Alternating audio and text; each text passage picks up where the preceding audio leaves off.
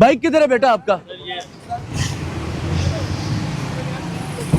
First line में आ रहे थे। ठीक है, लाइन पहले इस्तेमाल करा। और शीशे भी तेरे लगे हैं तो चलो इस पे हम कर लेते हैं। शुक्र है शब रोज कहीं किसी बाइक पे शीशे लगे हैं, लाइसेंस भी है, ठीक है। गाड़ी के कागजात भी पड़े हैं। चलो बेटा बात सुनो, लेन वायलेशन तुम लोगों ने सीखनी है ना, मतलब लेन अडेरेंस तुम लोगों ने सीखनी है। अभी ये 2 लेन या 1 लेन बनती है, असल में तो प्रैक्टिकली येलो लेन से इस साइड पे बनता है।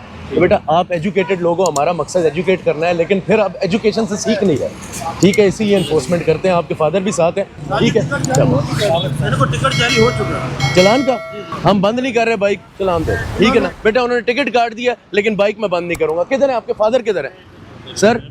ठीक है ना, वो हो गया। तो बाकी ये है कि बच्चों को सर एजुकेट करना है, ये इनके फायदे के लिए। लेन अडेरेंस होगी, मैं वादा करता हूँ एक्सीडेंट नहीं होगा सर, ठीक ठीक, क्योंकि उसी से ही एक्सीडेंट हो रहे हमारे हैं लिए कर रहे हैं आप। सर, बिल्कुल ऐसे ही।